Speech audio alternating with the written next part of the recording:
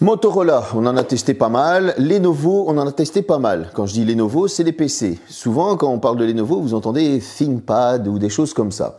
Ici, on va tester le ThinkPhone. Bah oui, parce qu'en fait, tout simplement, Lenovo et Motorola sont ensemble. Et ThinkPhone, on pourrait dire que c'est les smartphones de Lenovo, mais en fait, ils sont faits par Motorola. Ouais, c'est tout un mélange. J'en ai déjà testé un. Cette fois-ci, on va tester la version 2025. On va voir qu'est-ce que ça vaut.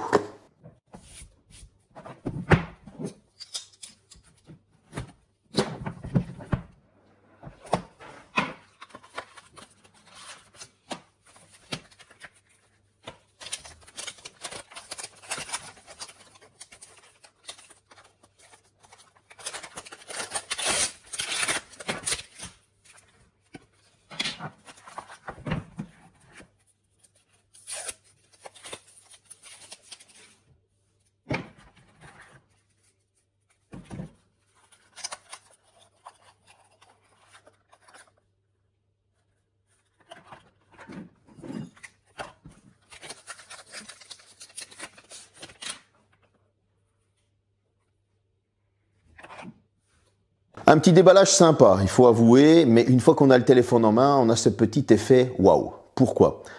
Pas trop grand, pas trop petit, tient très très bien en main, pas trop lourd. On le retourne, on a la forme des Motorola Edge 50, donc on a compris que ça vient de chez Motorola. Vous savez, avec les capteurs moulés dans la coque arrière, cette coque qui a un effet carbone un petit peu comme l'année passée, avec le ThinkPhone by Motorola qui est gaufré dans le coin. Franchement, c'est très classe et très discret, on aime ou on n'aime pas. Il faut être difficile pour ne pas aimer. Des bords plats, des coins arrondis. Sur le dessus, on va retrouver une petite inscription bien discrète. Il fait écrit Dolby Atmos avec un micro. Sur le côté gauche, c'est épuré. En bas, on aura le tiroir de carte SIM, micro, USB type C, haut-parleur. Le premier haut-parleur, bien évidemment, est sur la tranche du haut, au-dessus de l'écran. Et sur le côté droit, bouton d'extinction à l'image et du volume. Le lecteur d'empreintes étant sous l'écran. Donc, on est clairement sur un très, très beau smartphone qui tient très bien en main et qui passe vraiment partout. Et pour ce petit tour général, qu'est-ce qu'on va retrouver? Eh bien, on a du Wi-Fi 6E. On va avoir du Bluetooth 5.4 LE. Vous allez avoir eSIM, NanoSIM, etc., du NFC, bien évidemment. Mais vous allez aussi avoir de l'IP68, avec la fameuse certification 1000 STD 810H. Vous savez, le truc militaire, machin, qui résiste beaucoup plus au choc. Au niveau de l'écran, on a une protection Gorilla Glass 7i. Alors, je connais pas du tout. Moi, j'ai vu ça dans la fiche technique. Je me suis dit, bon, ok. Et c'est une version qui est proche du Victus, un petit peu plus que Victus. C'est un peu flou, en fait, toutes ces protections. Je vais pas vous mentir. Moi, tout ce que je veux, c'est que quand il tombe, il casse pas. Voilà. Parce que c'est bien beau ce qui est écrit, mais des fois, quand il tombe, il casse quand même. Voilà. Espérons qu'il ne casse pas, en tout cas, quand il va tomber. Mais pour revenir au sujet très important, bon, il est 5G, bien évidemment. On va parler maintenant du Bluetooth. 5.4 LE, franchement, rien à dire. On est sur de très très bonnes connexions. J'ai pu m'éloigner parfois jusqu'à 10, 12, voire 14 mètres et j'avais toujours de la connexion avec mon Bluetooth. Je n'avais pas de grésillement, pas de coupure. Il s'est connecté systématiquement à la voiture. Franchement, c'est bonheur. Au niveau du Wi-Fi, là aussi, bon, j'ai une moins bonne connexion Wi-Fi qu'avant, mais en tout cas, j'avais les mêmes taux de téléchargement, les mêmes taux d'upload ou d'envoi, si vous préférez, qu'un iPhone 16 Pro Max et un Galaxy S24 Ultra. Donc, on est franchement sur du très très bon. Au niveau des communications, tant qu'il est 5G, on y est, je n'ai pas ressenti de problème de coupure, de grésillement ou alors de soucis lors d'un appel. La personne au bout du fil avait un S24 Ultra, elle m'a dit c'est franchement top, on n'entend pas le bruit environnant qu'il y a autour de toi, c'est bien centré sur ta voix, il y a une très bonne qualité. Moi de même, j'avais une très bonne qualité en appel. Ouais, ça fait plaisir quand même un petit peu. Donc on a de la certification, on a de très bonnes connexions, mais au niveau du son, eh bien là aussi c'est une belle petite surprise. On est bien immergé dans les films, les séries que l'on va avoir. On a un son qui est bien englobant. Le Dolby Atmos, forcément, n'oubliez pas de l'activer. Et une fois que c'est activé, pour vos films, c'est franchement du pur bonheur. On a un son qui est assez chaud avec franchement de bonnes petites basses. Bon, ne vous attendez pas à ce que ce soit une enceinte, ça reste un smartphone, mais le son est vraiment très correct. C'est déjà une très belle surprise, on va voir la suite. 6,36 pouces en POLED, 120 Hz, HDR10+, 3000 nits de luminosité, 1220 par 2670, 496 pixels par pouce, presque 90% de la surface de l'écran qui est utilisée, 89,9 précisément. Avec la protection que je vous citais bien avant, le lecteur d'empreintes sous écran, qu'est-ce qu'il vaut? Eh ben franchement, il est même très bon cet écran parce que déjà de un, moi qui utilise des grands smartphones, là j'ai retrouvé le plaisir d'utiliser un smartphone à une seule main et ça j'ai bien apprécié. La luminosité, elle fait clairement bien son travail. Bon, il n'y a pas de soleil dehors, donc du coup, ouais, j'ai été dehors, il est totalement utilisable parce qu'il fait dégueulasse en ce moment. Mais si je me mets sous une lampe, par exemple, il est totalement exploitable. Cette luminosité est franchement très bonne. Ça veut dire qu'en plein soleil, il n'y aura pas de problème. Au niveau de la fluidité, là aussi, je n'ai pas ressenti de ralentissement, de bug, de saccade. C'était franchement très fluide. Pas une seule fois cet écran ne m'a lâché. Bon, on a des bords qui sont très fins, donc ça fait plaisir aussi parce que du coup, on n'a pas de menton ou de trucs désagréables qui pourraient venir nous gêner. Bref, on a un chouette petit écran. Au niveau des couleurs, elles sont d'un ton assez naturel. Vous pouvez encore une fois régler ça dans les paramètres pour dire de les mettre plus chaudes. Mais on a des noirs qui sont bien profonds et lorsqu'on va regarder des films, des séries, etc., eh bien, vous allez avoir quelque chose de top avec le son qui l'accompagne. Bref, on est franchement encore une fois sur quelque chose de proposé qui est pas mal du tout. Ça fait plaisir. Et pour ceux qui ne savent toujours pas, je l'ai déjà dit, mais P-OLED, ce sont les écrans AMOLED de chez LG, tout simplement. Un Mediatek Dimensity 7300, 8 ou 12 Go de RAM en fonction du stockage que vous allez prendre, un GPU Mali G615 MC2. Voilà, on a déjà compris qu'on va se tourner vers le milieu de gamme. Ouais, cette année, ils ont pris un virage qui est un peu différent. L'année passée, on était sur un tarif beaucoup plus élevé, on avait un processeur qui était beaucoup plus puissant. Cette année, on se retourne vers un smartphone qui est milieu de gamme, sa tranche de prix est milieu de gamme, son processeur est milieu de gamme. Est-il mauvais pour autant? Non, pas du tout. Et j'ai même été assez étonné de voir tout ce qu'il pouvait faire. Bon, je vais vous sortir tout de suite les benches, je vous le mets ici. On est sur un score de 664 998. Avec la version 8 Go de RAM comme j'ai ici. Bon, si on a la version 12 Go de RAM, dites-vous qu'on va grappiller quelques points, mais ce sera pas non plus du simple au double. Il faut rester honnête. Maintenant, au Geekbench, je le mets par là. On a 1041 au simple cœur et 3030 au multicœur. Bon, ça prouve bien que c'est un chouette petit smartphone qui va pouvoir faire du multitâche sans aucun souci. Il va convenir à 90% des personnes actuelles qui veulent un bon smartphone utilisable, qui ne les lâche pas. Donc, on est sur une bonne voie. Moi, j'ai pu, en tout cas, l'utiliser sans aucun souci. J'ai fait du multitâche avec. Il faut savoir que ce smartphone est plus axé boulot. Quand on voit le nombre de sécurités que Motorola met, avec Google bien évidemment, parce qu'on est sous de l'Android 14, vous allez avoir 50 mises à jour.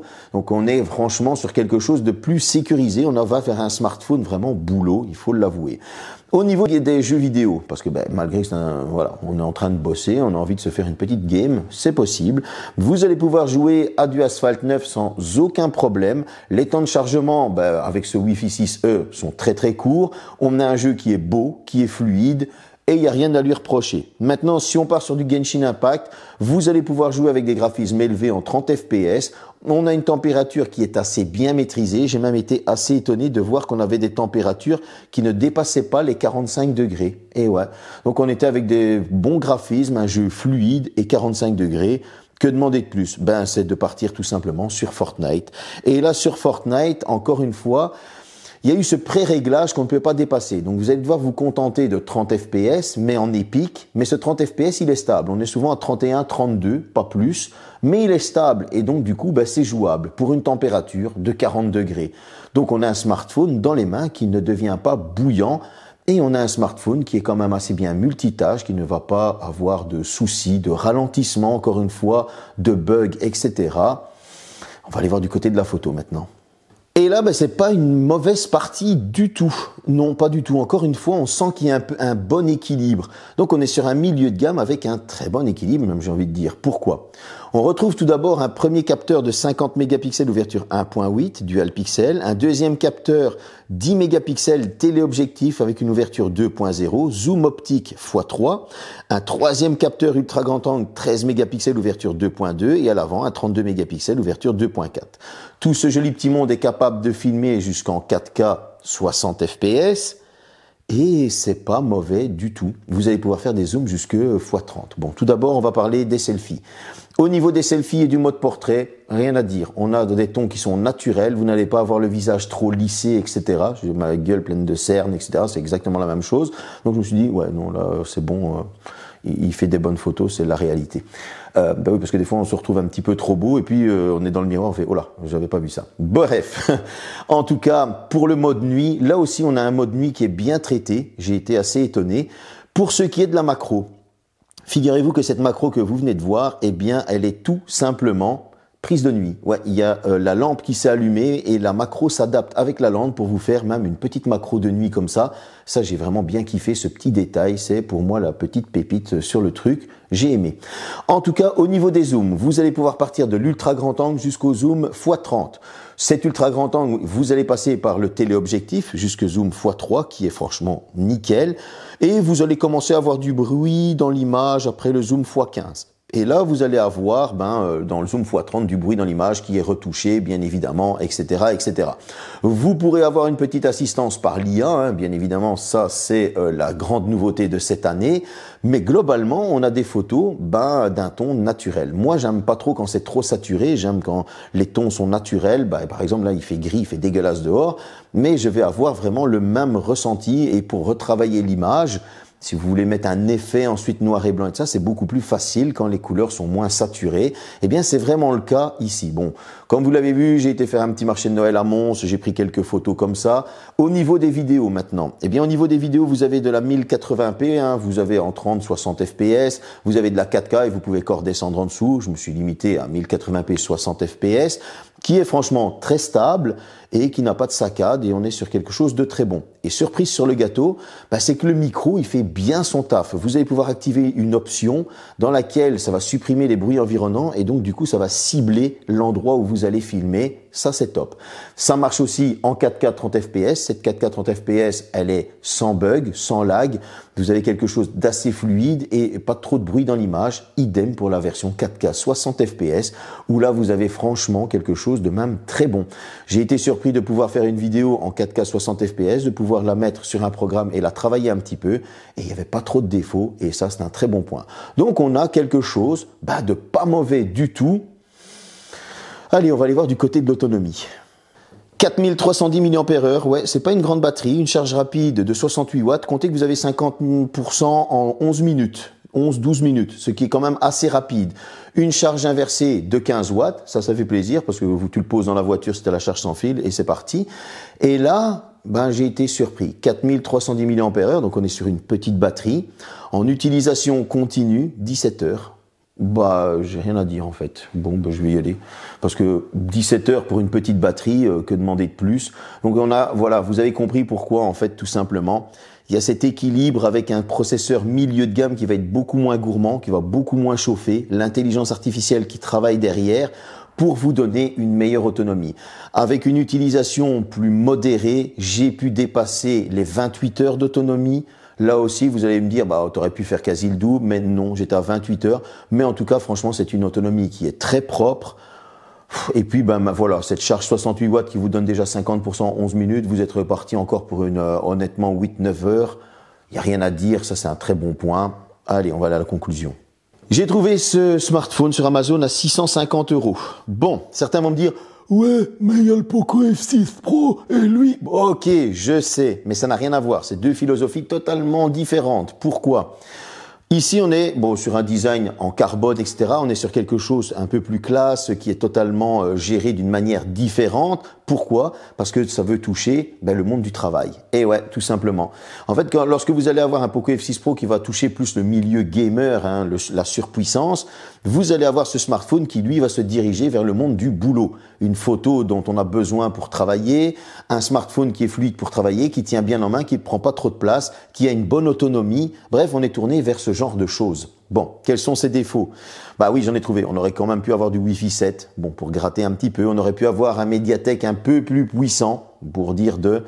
Mais sinon, il n'y a pas réellement de défaut parce qu'il est dans une bonne gamme de prix et ce prix, il est quand même justifié. Son point fort, c'est la sécurité. On a quand même une bonne protection d'écran, de l'IP68, le fameux 1000 STD 810H, etc. pour la protection. Mais c'est surtout la sécurité du smartphone. Lorsque vous allez acheter ce smartphone, que vous allez l'allumer, la première grosse surprise que vous allez avoir, il n'y a pas de bloatware. Non, il n'y en a pas du tout. Pas de publicité. Et Dieu seul sait que c'est important de ne pas avoir sa vie privée qui est espionnée par des logiciels de pub, etc., etc., et qui diffusent vos données. Ici, on est totalement sur la sécurité. Donc, ils ont vraiment sorti un smartphone pour le boulot, pour avoir de la confidentialité dans son travail. Et ça, c'est un très bon point. Avec un très bel écran, une très bonne autonomie. On n'a pas de chauffe, on a un design qui est top, il est très bien équilibré. Que dire? Je peux vous le conseiller honnêtement. Moi, j'ai bien aimé, comme la première version, mais d'une manière différente. Allez, salut!